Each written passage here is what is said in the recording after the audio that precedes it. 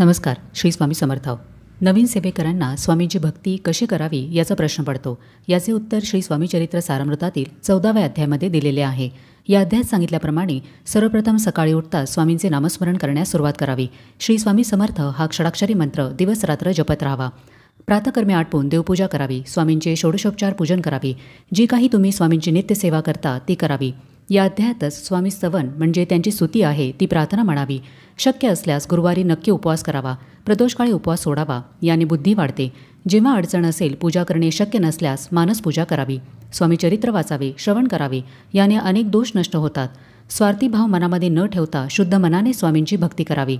भक्तिभावाने महाराजांना पाने फुले अर्पण केली तरी त्याचा स्वीकार महाराज करतात. आपण किती मोठे स्वामी भक्त आहोत याचा गाजावाजा कधीही करू नये.